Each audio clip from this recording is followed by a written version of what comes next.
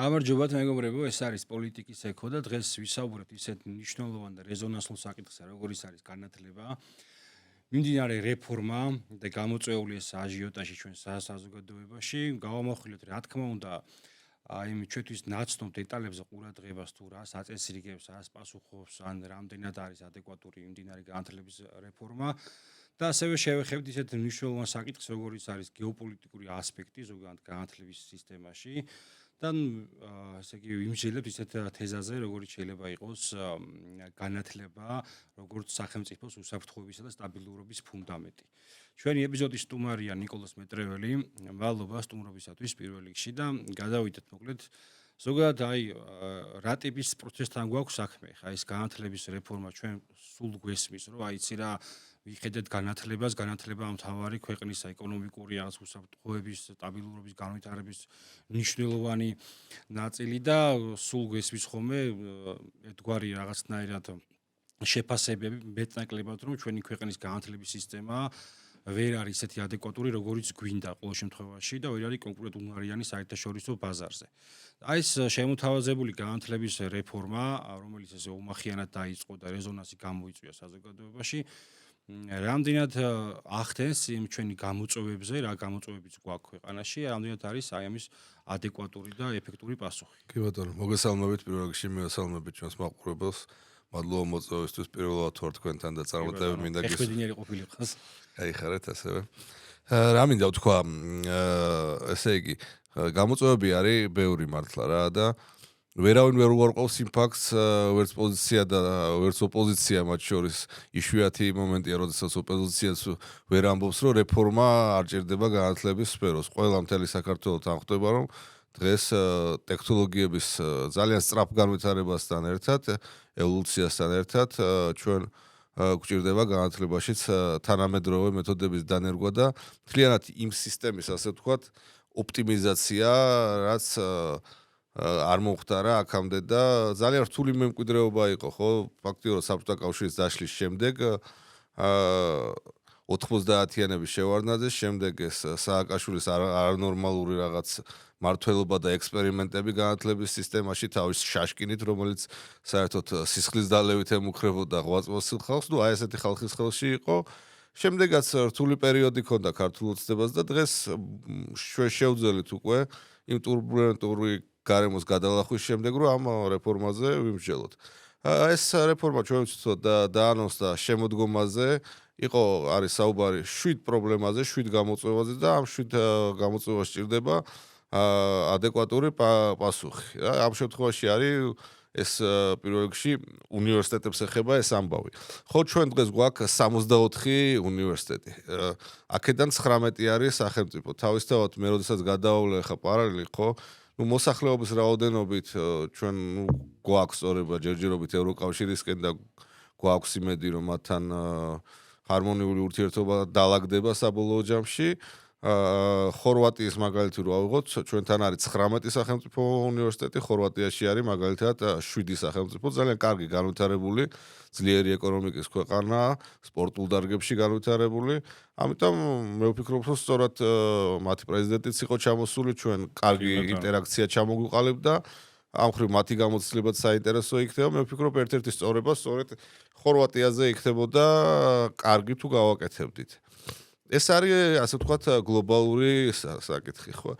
ნუ ეხლა ჩვენ ვიცით საზოგადოება ვიცით, რომ ჩვენ გვყავს ოპოზიცია, რომელიც ყველაფერ კარგს ებრძვის და თავისთავად ამ რეფორმასაც ებრძვის და ჩვენ ვიცით, რომ რეალურად მათ მხარეს არ არის არავითარი არგუმენტები. რამდენიმე დღის წინ შედგა დებატი და მე მივესალმები, ეს იყო უნიკალური შემთხვევა, როდესაც თვითონ პრემიერ-მინისტრმა მიიღო ამ დებატებში მონაწილეობა განათლების, მეცნიერების და ახალგაზრდობის საქმეთა მინისტრმა და მეორე მხარეს ჩვენ ვნახეთ 4 ადამიანი, მე გამოვახმაურე კიდევაც ამ დებატებს, 4 ადამიანი, რომლებიც რაღაც ისტერიული პათოსით ვერაფერზე ვერ საუბრობდნენ, ხო? საერთოდ ილიაონის რექტორმა თქვა, რომ მე სადებატოდ არა ვარო მოსულია. ნუ გამოუგნებელი იყო, იმდენად, ასე ვთქვათ, უსუსურად გამოიყურებოდა ეს ხალხი, რომ აი მე თვალებს არ უჯერებდი რაღაც მეგონა რომ რაღაც არგუმენტები მაინც იქნებოდა მათ ხარეს, თუმცა ჩვენ ეს დებატი ვნახეთ, სადაც მათ არაფერი არ წარმოადგენს და მეორე მხრიდან იყო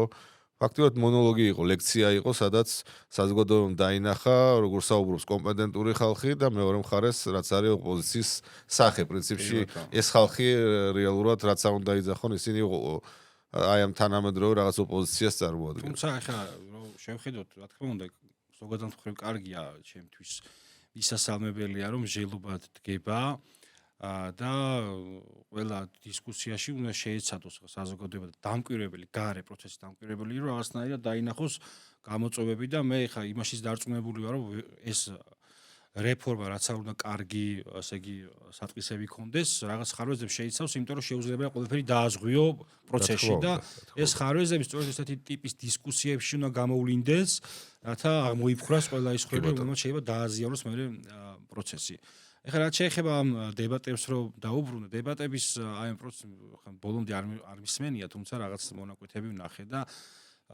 შტაბეჭდილება დამრჩა რომ აი ეს ზოგადი პოლიტიკური ელფერი რაც ქვეყანაშია რომ აი ეს დისკუსია ჩაანაცვლა ეგრეთ წოდებულა პერფორმანსმა ანუ მსჯელობა ჩაანაცვლა გამოხატულებამ ეს სინდრომი სდევდა ამ დებატებსაც და აი ამ დისკუსიასაც იმიტომ რომ არ შეიძლება რაღაცნაირად ჩვენ რაღაც საკითხს ვჯელოვდეთ და ამ დროს ჩემი ამოსავალი წერტილი იყოს ის რომ მაქსიმალურად მოვახდინოთ ჩემი თავის პრეზენტირება იმით რომ რაღაცა შოუს ელემენტი დავდგა და იმ ხალხისთვის რომლებიც სკეპტიკურად არიან განწყობილები და ყოველ შემთხვევაში მე არ ვიძახი რომ საზოგადოების უდიდესი ნაწილს რაღაცა სიმპათია უნდა ქონდეს კი ბატონო ეს დემოკრატიის პროცესია ვინც არიან განწყობილები იმათთვის არის ეს ცუდი მაგალითის მიმსემი იმიტომ რომ საბოლოო ჯამში ასეთმა იგი პერფორმანსზე დაფუძნებულმა საჯარო პოლიტიკამ და მათ შორის განათლების სისტემამ მიგვიყვანა იქამდე რომ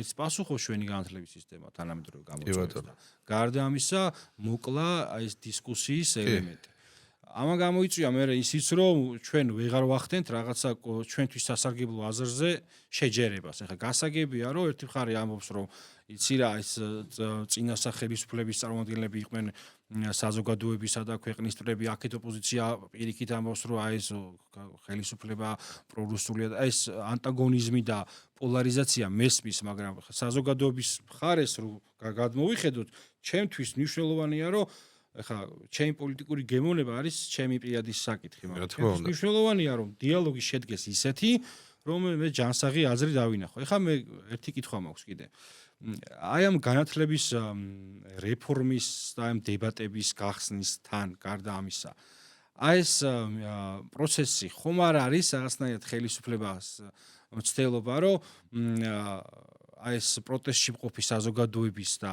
მათი ასე იგი აი ამ ელიტის ერთგვარი რომელიც უდგას ხოლმე სათავეში ეს ხალხი გადმოიყვანოს სხვა პლატფორმაზე და იქ დაიწყოს მისთვის სასარგებლო იმიტომ რომ ამ ფორმატში გაცილებით უფრო კარგად გამოიყურებოდა ხელისუფლება რაც დავინახეთ ვიღაცისთვის სამწუხაროდ ვიღაცისთვის აბედნიეროდ ხო არ არის ეს ცდილობა რომ ამ ფორმატში გადმოიყვანოს მსჯელობის ფორმატში და აქ ისარგებლოს იმით რომ აი ეს ინიციატივა პოლიტიკისა მის ხელშია და იყოს უფრო მეტად მოკლედ გამოიყურებოდეს უფრო მეტად ადეკვატურად მათ ფონზე ძალიან საინტერესო ეს მიზე ანუ ეს ხომ არ არის ერთგვარი ხრიკი ან რაღაცა საინტერესო კითხვაა სხვათა შორის ესეთი ისეთ შეიძლება არის შეიძლება არ არის ნუ ყველა ვარიანტში რომ საზოგადოებასთან ასეთი დისკუსია აუცილებელია ეს დემოკრატიის ერთ-ერთი მთავარი ნიშანია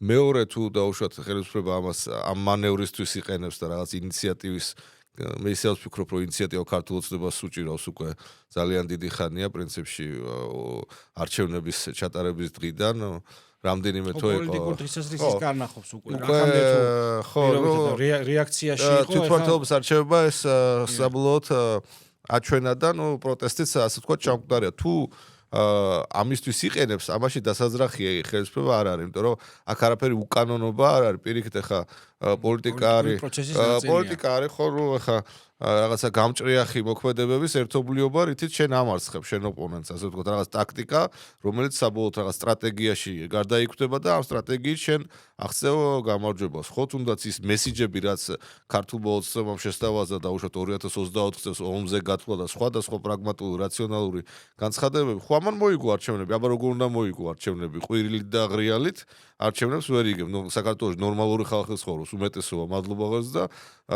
ასეთ ხალხთან მათ საერთო არა აქვთ ხა გვარამიებთან და სხვებთან. ამიტომ ხელისუფლება თუ ამასაც აკეთებს, ეს არის სწორი და მე მივესალმები, რაც უფრო მეტ ძალიან საინტერესო ასე ვთქვათ, თუნდაც ჩახლართულ მოქმედებას განახორციელებენ ისინი, მე ამას მივესალმები და აქ ერთ საკითხს უნდა აღნიშნოს, რომ ვიღაცას რაღაცა რომ მოწონს ან არ მოწონს, ამიტომ ვატარებთ არჩევნებს 4 წელიწადში ერთხელ, რომ რაღაც კონსენსუსამდე მივიდეთ.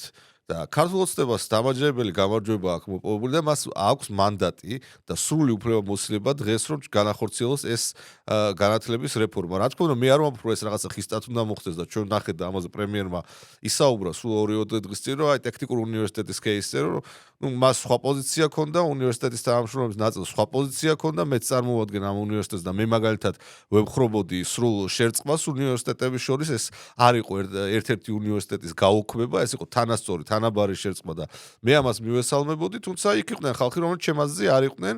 პრემიერმა თქვა, რომ რაღაცაში ვეთანხმებოდიო მათ მოსაზრებებს, რომ შეხვდიო, იყო ბევრი რაღაცა, რასაც არ ვეთანხმებოდიო, მაგრამ ნუ ადამიანურად, რა ქვია, დემოკრატიულ პრინციპებს დაყრდნობითო შევაჯერეთ პოზიციაო. აქაც ახლა ილიონის შემთხვევაში, სხვადასხვა უნივერსიტეტების შემთხვევაში ეს დიალოგი არის აბსოლუტურად გახსნილი და ყველა ნებისმიერ ადამიანს შეუძლია ჩართვა, ასე ვთქვათ რა. კი ბატონო, ახლა მე კითხვა საიდან დამებადა.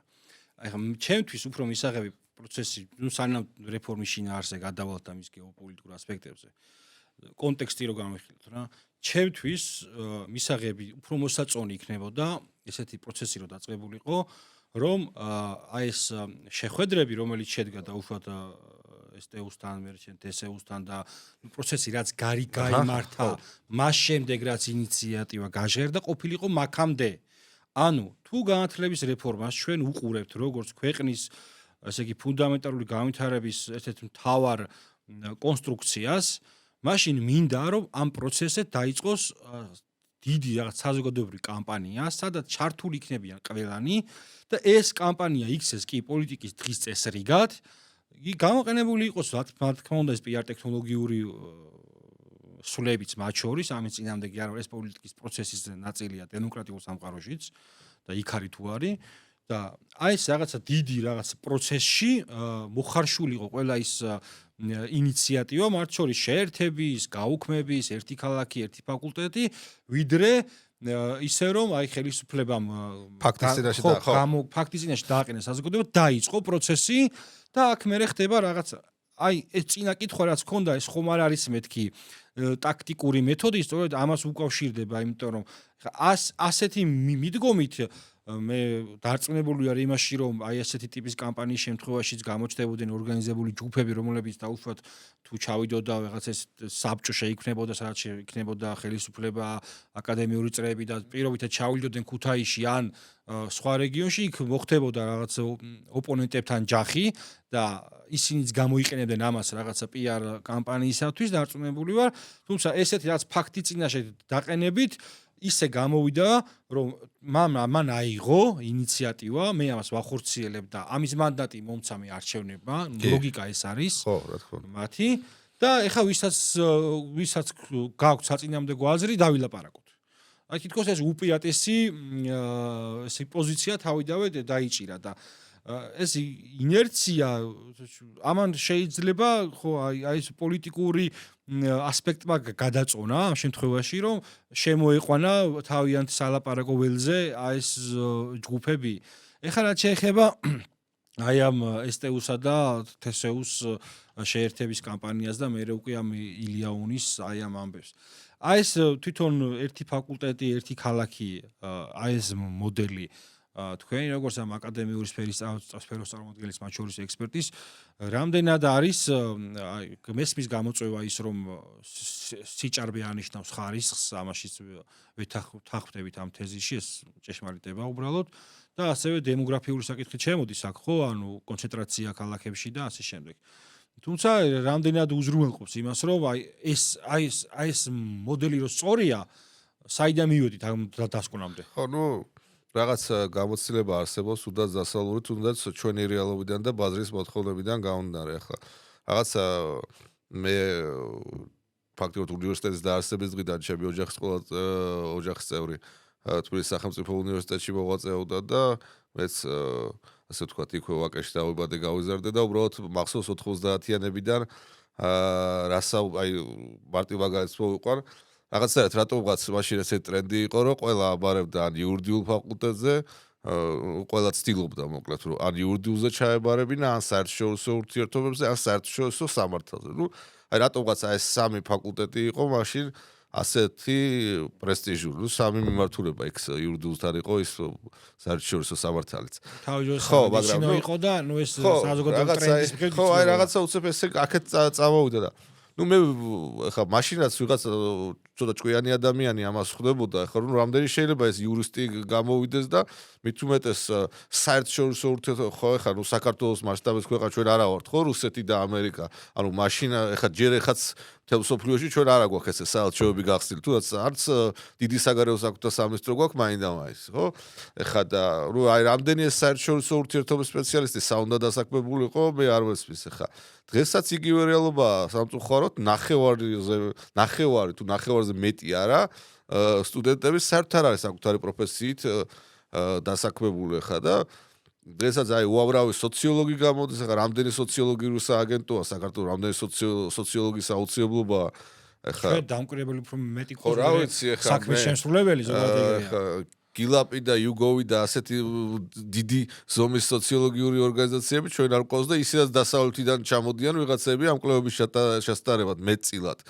ხო და რაში არის იგივე ხა ჟურნალისტიკა ავიღოთ ხო ხა კი იტყვიან ხა ვიღაცა შემოხედავს ჟურნალისტს და ჩვენ ჟურნალისტები ესე რაღაცნაირად შეიცხადებს რა ჟურნალისტები როგორ შეიძლება შეამცირო მაგრამ იგივე დასავლეთის ევროპულ გამოცდილებას ხო იქ ჟურნალისტი ესე პროფესია საერთოდ არ არის იქ ხარ ან კარგი ეკონომისტი ან ხარ კარგი პოლიტოლოგი და შემდეგ ამ სფეროში მუშაობ როგორც ჟურნალისტი და აქ ანუ ეს ხალხი ხა მე არავის არ ვაკნევ შევაწყოს არ ვაკნევ მაგრამ უბრალოდ აიღეს ჟურნალისტის დიპლომი აქვს აღებული და არავითარი კომპეტენცია არ აქვს არც პოლიტიკის გაგდებაში არ არიან არც ეკონომიკის ხო საერთოდ და უბრალოდ მიკროფონი უჭირავთ 30 წელია და ხალხს აწუხებენ მეც ისინი ძირითადად არაფერს არ აკეთებენ აი ეგ არის რეალობა და ამიტომ რაღაცა უნდა გავსახოთ პრაგმატულად რა გვჭირდება როგორ გვჭირდება ამისთვის იყო ბაზრის კვლევა ჩატარებული არის საუბარი ბიზნესთან და ისე მოხდეს ახლა ვისაც უნდა იმ ჟურნალისტიკაში ჩაბარება კი ბატონო ჩაბარს ანუ არავინ არ უგზავნოს მას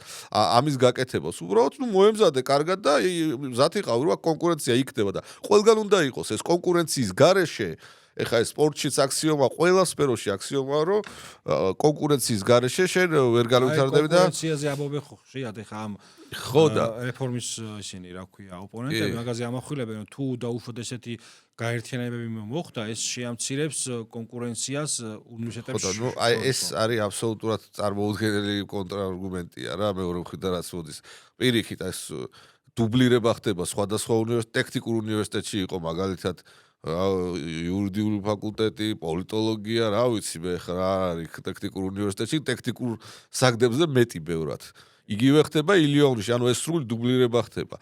ეს ერთი. მეორე ხა თვითონ თბილისსაც თუ გადავხედავთ, ხა ერთი საუკუნის წინ როგორი თბილისიც იყო, ხა მე რო ვაკე გავიხსენ ბებია ჩემი ყვებოდა, რომ რამ ერთ დაახლოებით 70 წლის უკან, შემო ცოტა უკან კიდე საერთოდ მაგალითად მეცხრეს საავადმყოფოს იქით ვაკე აღარ იყო ვაკის პარკის ტერიტორია და ეს უღრალი ტყე იყო ფაქტიურად და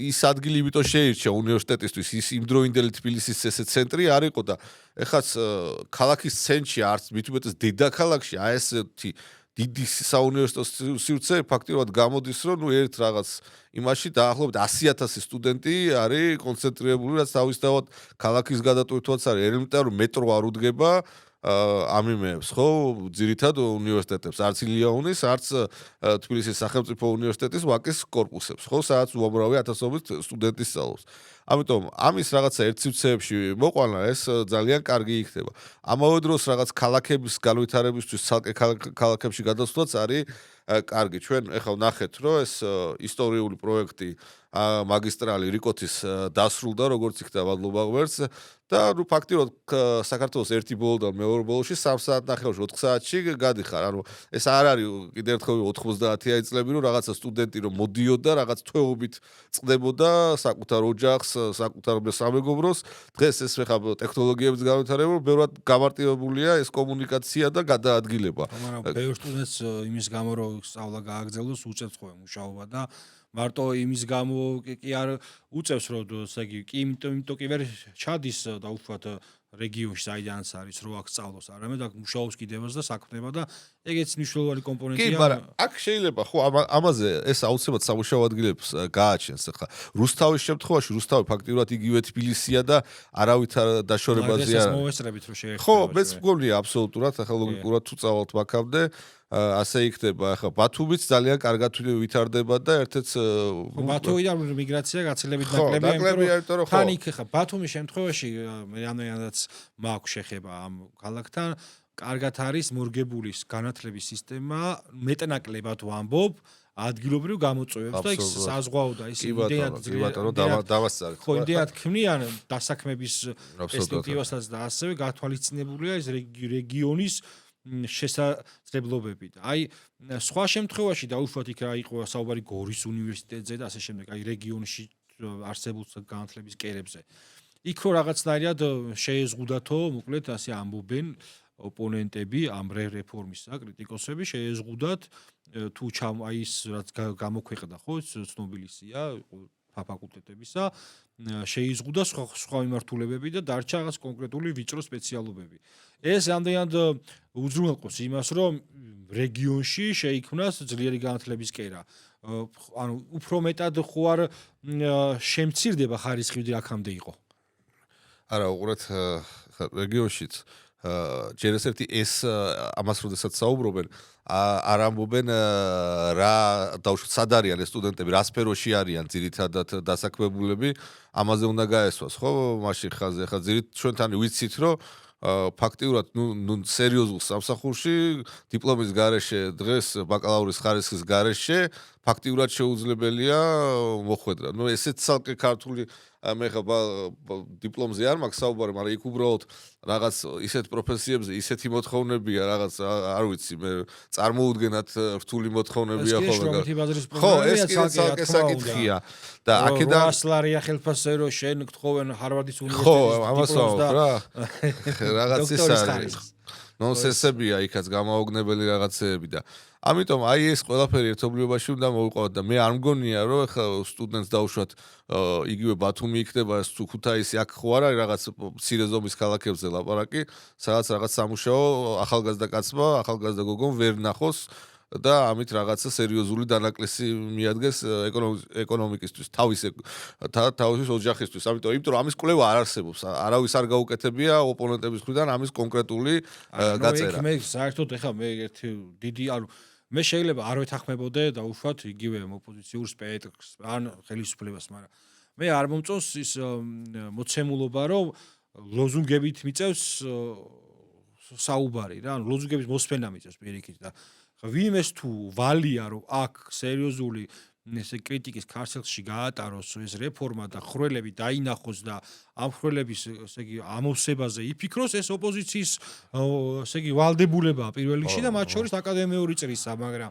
სამწუხაროდ ჩვენთან აკადემიური წრე იქნება თუ ყველა მიმართულება პოლიტიზირებულია და ეს პოლიტიკური იდეოლოგიები იმდენად ღრმად არის გადგმული, რომ ჩვენ ხედავთ პერფორმანსებს დისკუსიის მაგივრად. ეს არის ძალიან ცუდი და ხა მე შეიძლება არ მაქვს ეს კომპეტენცია რომ განათლების უშუალოდ სპეციალისტი ვიყო, მაგრამ ჩემი შეხედულებიდან გამომდინარე მინდა რომ დისკუსიის ეს მთელი პროცესი იდეად ხელგაშლილად იყოს ამაზე საუბარი, რომ ჩემთვისაც და საზოგადოების სხვა წევრისთვის გასაგები იყოს რა ქვეყანაში მოგვიწევს ცხოვრება და ისეთი სიტყვა ხო რაღაცნაირად გაცვეთილი, მაგრამ ჩვენი შვილების მომავალი როგორი იქნება. საინტერესო იყო დიპლომებზე საუბარი, ეს დიპლომის მოთხოვნა რომ აი ვერ დასაქმდები თუ ეს დიპლომი არა გაქვს რა. ამან არა მხოლოდ ჩვენთან, არამედ დასავლეთშიც კი რაღაც კვლევებს რაცაც გადავხედე ხა იქ შეიძლება უფრო ნაკლებად იგრძნობა ეს მომენტი, თუმცა ბევრი აკადემიური ნაშრომი საუბრობს იმაზე, რომ უნივერსიტეტი გადაიქცა ინდუსტრიად. განათლების კერად კი არა, ინდუსტრიად, რომლის ესე იგი პროდუქტია არის სტუდენტი და დიპლომი და ასე იგი არა ცოდნა. თუ აქამდე ორიენტირებული იყო ის ხარისხიანი ცოდნა მიიღო, დღეს ორიენტირებული იმაზე მაქსიმალური სტუდენტი გამოუშვას, ანუ ბიზნეს ინდუსტრიად იქცა რა და ესე იგი ჩვენ საზოგადოებაში და მათ შორის ალბათ ჩვენ საზოგადოებაში მიღმაც რაღაცა ეს იდეოლოგიურად გაჯერებული ცნება, რომ დიპლომი არის შენი სოციალური მობილობის განსაზღვრელი, აი მაგალითად იგივე საბჭოთა კავშირის ბოლო პერიოდში ან უკვე პოსტ საბჭოურ პერიოდში ჩვენს ქვეყანაში იყო ის რომ აი დიპლომი მომიტანე, ხა ეს უდიპლომო სასიძრო არის ხო ფილმი გადაღებული, ამ მოცემულობის სატირული ვიზუალიზაცია და ჩვენთანაც იყო დიპლომი მომიტანე და იმის იქით რაც კიდე ისქენი და ამან გამოიწვია რომ ყოველი კუთხის ნაბიჯზე გაიხსნა უნივერსიტეტი და სიჭარბე. ჩემმა კლასელმა მეგობარმა სადღაც რაგბისტი იყო, მოკლედ, ანუ მოთხოვეს ჩააბარა და საჩააბარებად კიდე არ ვიციო, ძმაო, რომ მივედიო, ისინი იყო გამოფენილი სარეცხებიო რა. კი, არა. ეგეთი რაღაცა არ დავასახელე, მე კი ვიცი რა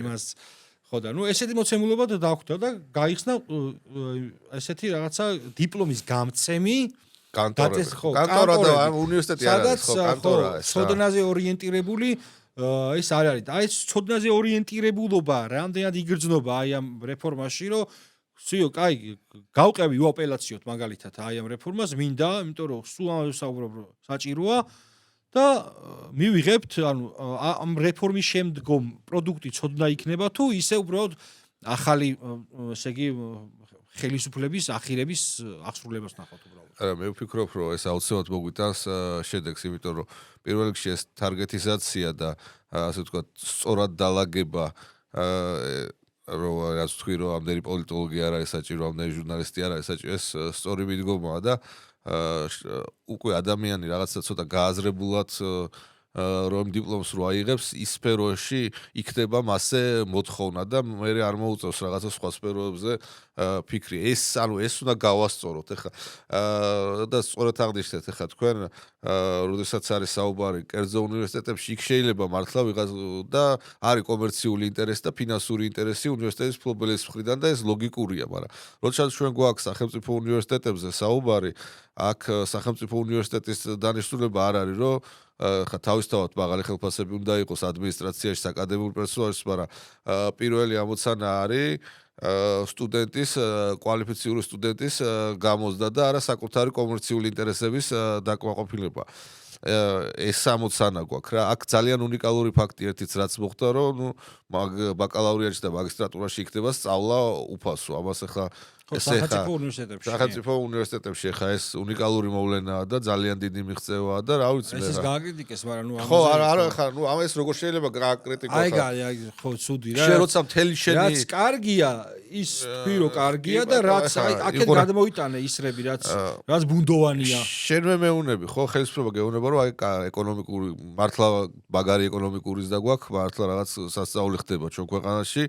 და იმ ფონზე რაც რეგიონში ზოგადად ტრიალებს და ამ ფონზე შენ მაინც მეუნები რომ აი საშინელი გაჭირვებაა ქვეყანაში და ასე შემდეგ და აგერ მე ეს გავაკეთე ხო მეუნები რომ გაჭირვებაა და აგერ იქნება უფასო სწავლა და ნუ ამაზე რა თქმა უნდა ხა რომელია იქ ხა ოპოზიციის უდიდესი ნაწილი უსინდისო ხალხია პირდაპირ თქვა ხა მე ამის თქვა არ ვსიაუნებს მაგრამ ნუ ესენი არიან რაც არიან და ხა მე გამიკვირდებოდა გულწრფელად რომ ვინმე ეთქვა რომ ეს კარგიაო და ეს ერთი დიდი მოლაპარაკია და მეორე ხა რაც თქვი ეს არის რა უნდა გადავანაწილოს სწორად დავანაწილოთ ეს ხალხი და ეს აუცილებლად მოიტანს შედეგს. ხო ნუ შრომით ბაზარზე ხა მე მათ შორის ხა ეკონომიკური წისვლაც და იგივე განათლებაც ჩვენთან პრობლემა რა არის ხა მე რასაც აღვიქვა რა ეკონომიკური წისვლა არის ციფრებში იგივე იმ დასავლური სტანდარტი და მაგრამ იგივე განათლებასაც და აი ამ ეკონომიკასაც აკლია ინკლუზიურობა, ანუ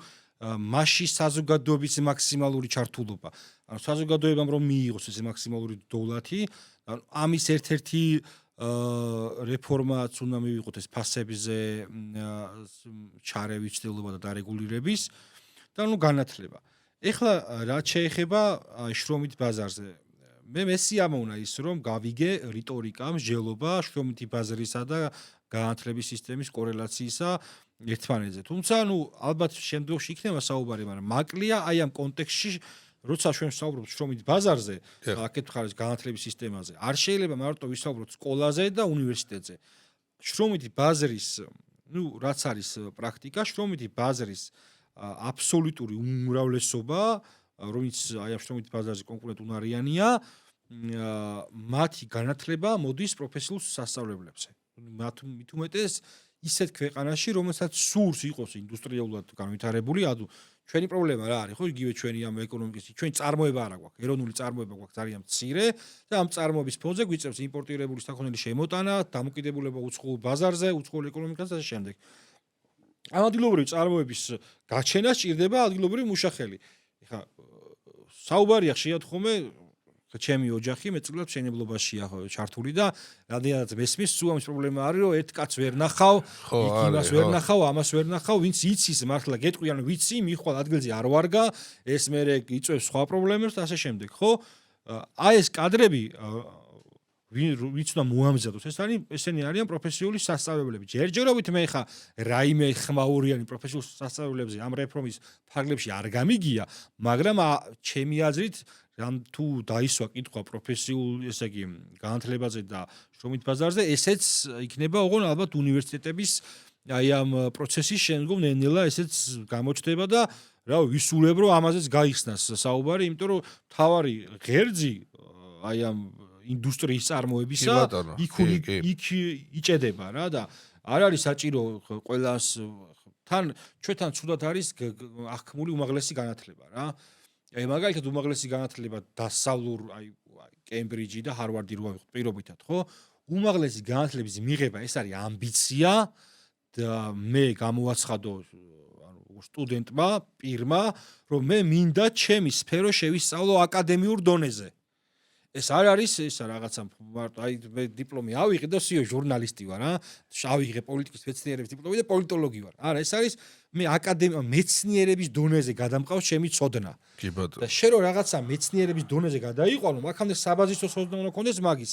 ამისთვის არის აუცილებელი ეს პროფესიული სასწავლებლების გაჩენა და გაძლიერება და არა მხოლოდ გაძლიერება, არამედ საზოგადოებრივი კამპანიის წარმოება, რომ ცნობიერება შემოხდეს გარდატეხა და მე ხა ბევრი ახლობელი მყავს, ვინც ახალგაზრდები მათ შორის, ვინც რაღაცნაირად თავი დაანება უნივერსიტეტში იურიდიულ ფაკულტეტის სწავლებას, გადაერთვა IT მიმართულებით და დღეს საკმაოდ მაღალშემოსავლიანის არის ეს ადამიანი და თავის სფეროში თვითრეალიზებულია რა.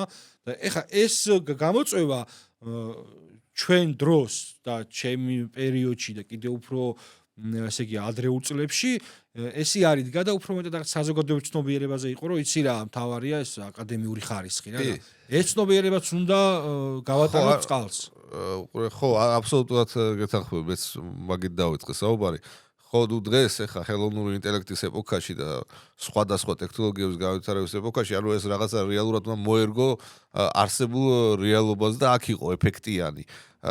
ეს რაც ჩვენ რამდენჯერ მაგას ვსაუბრობთ, რომ ეს დიპლომი დევს და რავი, იმტვერება შკაფში სადღაც შედებულია და არ არის. ამიტომ ახლა უწევს იმას სხვა მით მუშაობა. ვიღაცამ ახლა შეიძლება საერთოდ არ დაამთავროს ეს უნივერსიტეტი, რაც ვსაუბრობთ და წავიდეს ცოტა სხვა გზით წავიდეს და არ არის აუცილებელი ახლა ვიღაცა მაგალითად ედისონი ამბობდა რომ მე გამომგონებელი, იმიტომ გავხდიო რომ სკოლაში არ დავდიოდიო საერთოდ. ახლა მე კი არ ვახალისებ ვიღაც სკოლაში არ სიარულს, მაგრამ ყველა ადამიანს რაღაცა თავისებური ისა აქვს რა. ახლა მოცარტი ხა უნდერკიდები დამახასიათებელია მაგალითად მუსიკისთვის ან მათემატიკისთვის. ახლა მოცარტი 5 წლის ასაკში უკვე მუსიკას წერდა, მაგრამ ახლა ბალზაკი რო ავიღოთ 33-35 წლამდე საერთოდ გამორჩეული არაფრით არ იყო, ხო და დღეს ვერავინ ვერ მეტყვის რომ მენდელევით მათ შორის. ხო, ვერავინ ვერ მეტყვის რომ ბალზაკი გენიოსი არ იყო, ხო. ამიტომ რაღაც აი ეს კლიშეები მართლა დავანგრიოთ და რაღაც თანამედროვეც უნდა მიუდგეთ და საზოგადოებას უნდა აუხსნათ რომ დღეს სხვა ეპოქაა და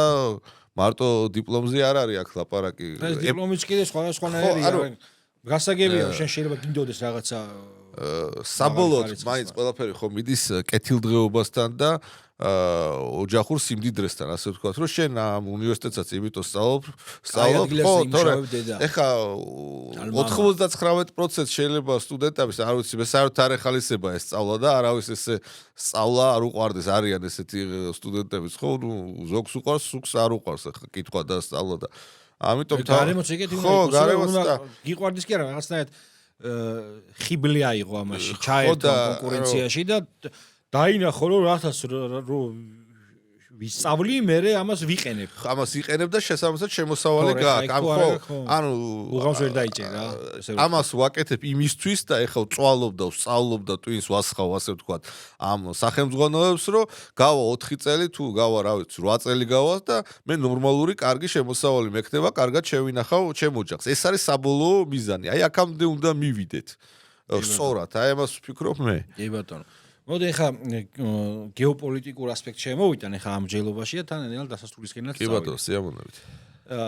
გეოპოლიტიკა ხა ვიღაცა იტყვის სად გეოპოლიტიკა და სად განათლება, მაგრამ განათლება არის ზოგადად თუ თავხდებით იმაზე რომ განათლება ქვეყნის განვითარების ფუნდამენტია, შესაბამისად გეოპოლიტიკაშიც მნიშვნელოვანია, იმიტომ რომ თუმცა ოდესაც იდეოლოგიებზე საუბრობ ჩვენ, ხო, აი განათლების კერაში იჭედებოდა ეს ნებისმიერ იდეოლოგიები და ცივი ომის პერიოდში საბჭოთა კავშირი და დასავლეთი იდეოლოგიური იარაღის ინსტრუმენტი იყო განათლების სისტემა. ხა ჩარევა მათემატიკა და ზუსტი საბუნების მეწყვილო მეცნიერებაში ნაკლებად იყო. ეს ყველაფერი ეხება ჰუმანიტარო მეცნიერებებს, სადაც ნარატივი და ფილოსოფია ყალიბდება ადამიანისა.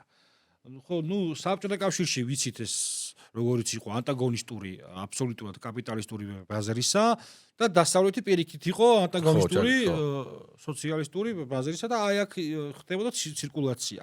აი უკვე პოსტ საბჭოურ პერიოდში რა დაგვემართა ჩვენც და რა დაემართა აღმოსავლეთ ევროპის მნიშვნელოვან ნაწილს. ეს მხოლოდ ჩვენი გამოწვევა არ არის, იგივე პრობლემებია კავკასიის რეგიონის ქვეყნებშიც და აღმოსავლეთ ევროპაშიც. ჩვენ დაგვემართა პერიფერიულობის რაღაც კომპლექსი და ხა მე მახსოვს 2010-ან 12-ან წლებში, როდესაც მე სწავლობდი, ფუკუიამა ჩამოიყვანეს და ატარეს, მოატარეს და ნუ ფუკუიამა ჩამოვიდა ხალხო და ნუ ფრენსის ფუკუიამა, რომელიც ლიბერალური იდეოლოგიის ესე კი ყორიფე იყო საერთაშორისო ურთიერთობებში, აქმული იყო, აი მეტი სხვა არც არავინ ესე არც ჩამოსულა და მეცაც გეტყვი. არ ხდებოდა აი ამ განსხვავებული პოლიტიკური ნარატივის მქონე მოაზროვნეების შემოტანა სამეცნიერო წრეების სწავლებაში. იყო ისინი, ვინც 20 საუკუნეში მიესვენენ და ძირითადად ეს ხა ანარქისტებს სწავლობდი, ხან სოციალისტებს და იქითკენ იყო რა. თანამედროვე პოლიტიკურ მეცნიერებაში არ იყო ამათი ინტეგრაცია. იმიტომ რომ ერთადერთი ხა ბევრი კვლევა მათ შორის, რომელიც ფინანსდებოდა დასავლეთიდან, ნუ ყველა კვლევის შედეგი იყო ერთადერთი რაღაცა. რადგან არ უნდა იყოს საჯარო პოლიტიკაზე იქნება, ეკონომიკაზე იქნება თუ, ავი, საერთაშორისო ურთიერთობებზე. შინაარსის ჰქონდა ერთადერთი მთავარი ბირთვი იყო ის, რომ დასავლეთი არის აპრიორად ედემის ბაღი, დამთავრდა. შეიძლება ბევრი შეცდომა ჰქონდეს, მაგრამ ეს არის და ყველაფერი რაც აღმოსავლეთია, ის აპრიორად არის არასწორი. ამ ფუნდამენტზე დააფუძნეს ეს განათლების ინდოქტრინიზაცია და დასავლეთმა და ჩვენაც დაგვემართა ხო ჩვენი მეცნიერები რომლებიც ამ პოსტ საბჭოურ პერიოდში იყვნენ გრანტს საიდან იღებდნენ დასავლეთიდან და ბუნებრივია მოხდა მიჯაჭულობა აი ამ ჩვენი სამეცნიერო წრეებისა მერე იყო აგრესიული ჩარევა 2003 წლის რევოლუციის შემდეგ უკვე აი ამ ახალი ხელისუფლების მიერ და მოხდა აგრესიულად დანერგვა ამ ახალი მეთოდოლოგიის და მივიღეთ ესე იგი ელიტარული ინტელექტუალური ეგრეთ წოდებული ბაბლი რომელმაც მთელი ეს თვით რეალიზაცია განიცადა იმ დასავლურ კულტურაში ოღონდ ეს დასავლური კულტურა არის თუ არა ეს კიდე საკითხავია ანუ დასავლურ განათლების სისტემაზე რომ ვსჯელობთ ხედველობაში უნდა მივიღოთ კონკრეტუნარიანი ხარისხიანი კრიტიკულ აზროვნებაზე დაფუძნებული განათლების სისტემა და არა ეს პოლიტიზირებული განათლების სისტემა, რომელიც დასავლეთში უკრძალავდა გენდერის პოლიტიკაზე საუბარს პროფესორებს და ჩვენ ნახეთ ძალიან ბევრი ადამიანი, რომელსაც დატოვეს სამსახური იმის გამო, რომ გოგონას უთხრა გოგო ხარო და აღმოჩნდა, რომ ის ესე იგი ნონბაინი უსქესო იყო და ან პირიქით თავს მიეკუთვნებდა კაცს, ანუ ეს პრობლემები დასავლეთში იყო და ამის გარდაც ეხა სამეცნიერო წრეებში იქაც დაიწყო ჯერ-ერთი ამერიკაში ახალი ხელისუფლების პირობებში და გადმოვიდა ეხა აქაც. აქ უბრალოდ ეს არ მოხდა. ეხა ჩემთვის სულ ერთია ეს პოლიტიკური ინდოქტრინიზაცია, საბჭოური იქნება თუ დასავლური. ვიღაცისთვის შეიძლება ერჩინოს ეხა მე თუ მონობაში უნდა ვიყო, აზროვნების მონობაზე მაქვს საუბარი. ამის ბატონი პეკინში იქნება, მოსკოვში თუ ვაშინგტონში, ჩემთვის ქართველისთვის სამედამყოფელი იქნება სხვადასხვა ფორმებით რა. ეხა ვიღაცას თუ ტერიტორიული ოკუპაცია არის ეს რა თქმა უნდა მნიშვნელოვანი, ვიღაცისთვის შეიძლება იყოს ეკონომიკური ექსპანსია მნიშვნელოვანი და როდესაც ეხა ამასაც თავისი იდეოლოგიური ახსნები აქვს. აი ეს ახალი განათლების რეფორმა არის თუ არა, თუ მაგას ჩინეთის განათლების რეფორმის შინაარსია, გეოპოლიტიკური შინაარსია, ტექნოლოგიური განვითარების ფორმულა იყოს განათლების სისტემა, დასავლეთში აქამდე იყო იდეოლოგიზირებული იერარქია, soft power-ის მთავარი ინსტრუმენტი. ქართული აი ეს რეფორმა თუ აი როგორც დასრულდება პირობითად, აი შეიძლება არ შეიძლება გაერთიანდება ილია უნდა გაერთიანდება. აი ეს მოდელი ახედულად კონცეფცია წარმოაჩინეს, უზრუნველყოფს თუ არა პირველ რიგში ჩემი ეროვნული იდენტობის ფორმირებას და აქ არ გულისხმობ მხოლოდ ჩოხას და ქართველო ხელი ხმას, იქ არ გულისხმობ პრაგმატულ მოსაზრებას, რომ ჩემმა განათლების სისტემამ აწარმოოს ცოდნა პირველ რიგში და ხარისხი, რამაც უნდა უზრუნველყოს, რომ არსებული გამოწვევების ფონზე ჩვენი ქვეყანა იყოს ეკონომიკურად განვითარებული, სტაბილური, უსაფრთხო და პასუხობდეს თანამედროვე გამოწვევებს. მივიღებთ ასეთი ტიპის ესე იგი მოდელს თუ აქ იქნება უბრალოდ ერთ აუშვათ დასალურ ნარატივს, დასალურს ესე შევთქმარო, მაგრამ ფსევდო დასალურ ნარატივს შეანაცვლებს ამ შემთხვევაში ისე პარტიული ნარატივი იყო ამ ხელისუფლების. არა, მე მგონია რომ რაღაცნაირად ეს რეფორმა თავისთავად კრიტიკულ აზროვნებასაც გახსნის უფრო და მათ შორის ჰუმანიტარულ მიმართულებაში მეტი ადამიანი უფრო კრიტიკულად იაზროვნებს და დასავლეთის ანუ ვაის გავეყარე, უის შევეყარეო, ესე არ უნდა მოხდეს, ხო? ჩვენ იმიტომ გვინდა რომ დაუშვათ საბჭოთა კავშირში არ მოგწოდა, დღეს გვინდა რომ იქით ხედავდით ამ მოდელს და აქამდე თქვენ სწორად აღნიშნეთ რაღაც ახმა იყო რომ რაღაც ელდორადო არსებობს და აი კანდიდატის სტატუსი რო ვერ მივიღეთ, გახსოვთ უკრაინას და მოლდოვას მიიღეს, რაღაცა ეკაგი გაურია ეს ზუსტად ეს ხალხი თქვენ ახსენეთ, იქ რაღაც ცრილებს აღარღვარებდა პირდაპირ ეთერში, ნუ მე კაი ჩვენც მოგცეს ერთ წელიწადში ის კანდიდატის სტატუსი და მანამდე სან მოგცემდნენ რას ლაპარაკობდნენ, რომ რაღაც ევროები ჩამოიყრება ციდან, მოლდოვას რაღაც აშენდება მოლდოვა. ნუ მოლდოვას აქ 1%-იანის და ისიც ანა სერიოზული ეკონომიკური პრობლემებია, იქ კომუნალური გადასახადები გაძვირებულია, უამრავი გამოწვევაა ქვეყნის წინაშე და ემიგრანტების ხმების წყალობით წინაშე ქვეყანა დარჩება თუ არა ეგეც საკითხავია. ხო, მაგას ჯერ დავიწყოთ იმით, რომ ნებისმიერი ხა თანამედროვე ნორმალურად მოაზროვნე დასავლელი ანალიტიკოსი საუბრობს, რომ იმ ფონზე რაც ხდება მსოფლიოში, ხო, დღეს უკვე თუ აქამდე რაღაცა შენიღბულად ხდებოდა და რაღაც დემოკრატიის დიღმის თქვენ. დღეს უკვე დემოკრატია არავინ აღარ საუბრობს დემოკრატიაზე, ჩვეულებრივ ჯუნგლების კანონია და ყველა ვისაც ძალა აქვს, ვისაც ძალა ერჩის, ის ცდილობს თავის დიქტატი მოახვიოს. ხა ამას არც ამერიკა არ მალავს, არც ჩინეთი არ მალავს, არც რუსეთი არ მალავს. არავინ ამას აღარ მალავს და ამ ფონზე ყველა ნორმალური ექსპერტი ამბობს, რომ მცირე ქვეყნებისთვის, როგორც ჩვენ ვართ, თავარია გადარჩენაზე ფიქრი. დღეს აი ეს რეალობაა, გადარჩენაზე უნდა ვიფიქროთ და როდესაც საუბრობს თუნდაც ბიზინა ივანიშვილი ქართული ოცნების ლიდერშიპი, რომ რაღაც ძალიან რთულ პერიოდში ვართ და დაფიქრება გვართვებს და სწორი ნაბიჯების გადადგმა გვადგენს საზოგადოებას, ეს არ არის ჰაერზე ნათქვამი, ის რეალობაა, რაც მართლა ხდება მსოფლიოში და ნებისმიერ ექსპერტ ჩვენ თუ კითხავთ, რომელიც ანგაჟირებული არ არის, ხა ის რამდენიმე ექსპერტი რო ყავთ იქ დასავლელი ოპოზიციას, ისეთი თუ არ არის, ყველა გვეტყვის, რომ რაღაცა ხალხო ფრთხილად იყავით 3 მილიონი 4 მილიონამდე კაცი ხართ და ხო ხედავთ რა ხდება მსოფლიოში, ეცადეთ მშვიდობა შეინარჩუნოთ.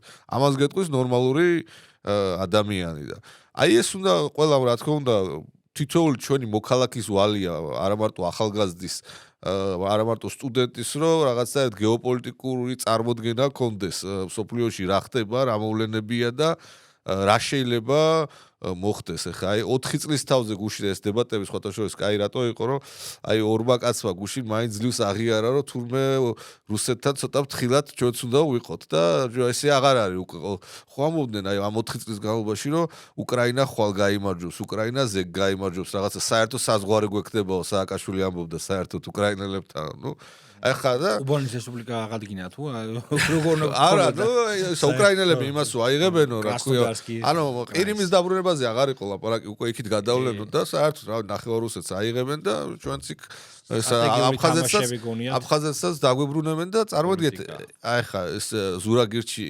ჯაფარიძე ამბობდა რომ მეო ეხლა მინდაო რომ აქო 10000-იო 10000 რუსი მაინცო გადმოისროლო რომ აქ იყვდენო რა აფხაზეთში დადგდენო და იქო უკრაინელებს ხო დაკავდნენო ეხლა და ეხლა უყურეთ ეს დაკავება რას ნიშნავს აი შევერღებელი თვალით ვიღაცა შეიძლება ითქვას რომ ეს ვა რა კაი აზრია მართლა ესე ეხლა რუსის თვალით შეხედე ეხლა ეს 10000 რუსი აქეთ რატო წამოვა იმიტომ რომ ხედავს რომ რაღაცა საფრთხეა ხო არ შენც უნდა მიაყენო აქედან ჯარი იმ ენგურის ხიდზე რომ იმანას 10000 იმიტომ გადმოისროლოს რომ შემოგხედოს რომ შენ აქ ტანკებით გეხარ და დღეს შეიძლება შეხვიდეს სოხუმში ის ახლა გადმოისვრის იმ 10000 ჯარისკაც მაგრამ ახლა იმ 10000 ჯარისკაც ერთად დაფიქრდება რომ მოდი აგერ ყოველდღე უკრაინას ასობით დრონს ვესვრი რა ამ ხელა ქვეყანას ბომბა ყოველდღე მიწასთან ვასწორებ აგერ კლიჩკო გამოვიდა და ქალაქიო დედაქალაქი რამდენიმე მილიონიანი ქალაქიო ჰუმანიტარული კატასტროფის წინაშეა ხო ხო დატოვეთო კიევიო კი ბატონო და ახლა ეს გამოიხედავს ეს რუსი და მოდი ამათო რახანს ეს მოაყენეს მოდი ერთი ზალპი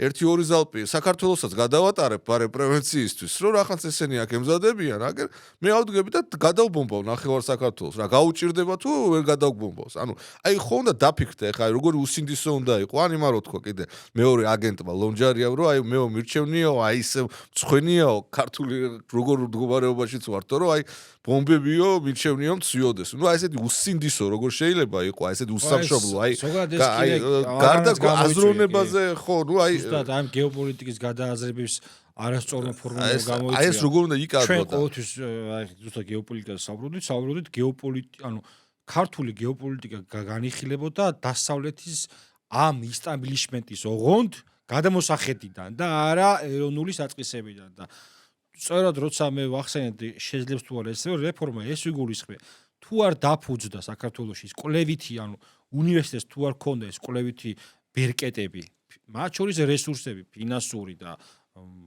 რაღაცა მოთხოვნა და მხარდაჭერა აქ ცირკულაცია სამეცნიერო დონეზე მოხდეს აზრისა და მსჯელობა წავიდეს რეგიონის გამოწვევების იქ კავკასიის გამოწვევების იქ ჩრდილოეთ კავკასიის საკითხის სამხრეთის საკმაოდ აქტუალურია დღეს ეს ანგეზურის დერეფნის ამბები აზერბაიჯანის სომხეთის საკითხები ირანში ინტერვენცია და ძალიან ჭირს ადეკვატური აზრის გამოტანა ასაგი ისეთი მოსაზრების მოსმენა რომელიც ობიექტურ სიმართლეს და ჭეშმარიტებასთან მიახლოებული იქნება ხშირად არის ხოლმე აი ნარატივების ბრძოლა რა დასავლური გადმოსახედიდან აღმოსავლეთ ვიღაცას დღეს ესე იგი შახის დროშას აფრიალებდა ეგონა რომ ეს შახი ხო რაღაცა დემოკრატიის სიმბოლო იყო ამ დროს მისი წარსული საერთოდ არ იცის და მისი ანტი მოქმედებები ანტიდემოკრატიული თუნდაც და რა დემოკრატიაზე რასაუბრა აბსოლუტური მონარქია იყო ხო რა ის დემოკრატია და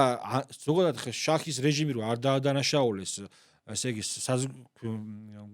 ხალხის წინაშე კაცობრიობის წინაშე ჩადენილი დანაშაულისთვის ეგეც მიკვირს მაგრამ რომ იყო ამაზე ბრძოლობა მათ შორის დასავლეთში და ისე მოხდა რომ მე თვითონ შეუწყვის ხელი ხომეინის მოსვლას. ესეც დასტურდება. ხო, ცნობილი Air France-ის თვითმფრინავით წაიყვანეს თვითონ და. წაიყვანეს თვითონ ზუსტად. ასე რომ ეს ბრძოლობები ამ ბრძოლების ნაკლებობა ამ განათლების დეგრადაციიდან გამომდინარეობს რა და თუ ეს არ შეიქმნას ინფრასტრუქტურა რო იცი ამ ბრძოლობა ამაზე დაიწყოს. მათ შორის ტექნოლოგიებზე დღეს ვნახე ჩინური წარმოების რობოტების კუნგ-ფუ და იდო 2030 წლის ვიდეო, სადაც ძლივს დადიან ეს რობოტები და როგორ განვითარდა მე და ხა მაშინ თუ წყალი მქონდა ძლივს დღეს ახლა რაღაც ტაიჩის და ჩინური საბრძოლო ხელოვნებების ანალოგიურ მოძრაობებს აკეთებს. ანუ როგორ ვითარდება სამყარო და შენ აქ ვჯერლობ იმაზე ის ფაკულტეტი იმასთან რომ შეერთება აქ მე რა იქნება. აუცილებლად ხა ქუთაისში მე რამოდენიმეჯერ მომიწია კიევში ჩასვლა ტექნოლოგიურ უნივერსიტეტში, ფანტასტიკური ინფრასტრუქტურაა მართლა და მომეწონა დავინახე პოტენციალი იმისა, რეალობაში მე ხარ ვიცი აკადემიური სტუდენტები როგორ არიან, მე შრომით ბაზარზე და იქიდან მე რას ქმნია, მაგრამ დავინახე პოტენციალი იმისა, რომ ტექნოლოგიური განვითარების რაღაც ყურადღება, კონცენტრაცია მოხდა ამ ქალაქში და ისიც ვიცი, რომ ყოფილი პარლამენტის შენობა უნდა გადაიქცეს რაღაც ტექნოლოგიურ ჰაბად. ეხლა ამდენად ეს გამო არ ვიცი, მაგრამ ინიციატივა კარგია. ესეთი ტიპის ინიციატივების მიღმა მე ვისურვებ, მოკლედ, ესე რომ წავიდე, რომ ამ პროცესში იყოს მაქსიმალური ჩართული საზოგადოება, მათ შორის ეს აკადემიური წრეებიც, გავხსნათ დისკუსიები, ვიღაცა თუ გამოიყენებს ამას რაღაცა პოლიტიკური რაღაცეებისთვის, გამოიყენოს, ყველა დაინახავს ვის რა უნდა. მთავრობა გამოიყენებს, მთავრობაზე წამოა კრიტიკა, ოპოზიცია გამოიყენებს, ოპოზიციაზე წამოა. ჩემთვის მთავარი ამოცანა რა არის, რომ ქვეყანა გადარჩეს, განვითარდეს და მივიღოთ რაღაცა ღირსეული, სტაბილური ფუნდამენტი ჩაიყაროს და აღარ ვიყოთ კიდე მომავალ 10 წელში იმაზე და აბა რუსი მოერება თუ ამერიკელი აი ამ დილემის ქვეშ ცხოვრებით დაიღალა ჩემი ერი და არც გვეკუთვნის რა, უფრო დიდი წარსულის მქონე ხალხი ვართ და უფრო ღრმა ინტელექტუალური საფუძვლები გაგვაჩნია, გაჯერებული ამ სოფლიო პოლიტიკაში და ჩვენი კულტურა, ჩვენი ტრადიცია და ჩვენი ისტორია იმაზე უკეთეს იმსახურებს რეალობას, ვიდრე რა რეალობაში გვიწევს ცხოვრება. ნამდვილად. მოკლედ მადლობა დღევანდელი სტუმრობისათვის. მეც მადლობა მინდა გადაგიხადოთ საინტერესო საუბრისთვის.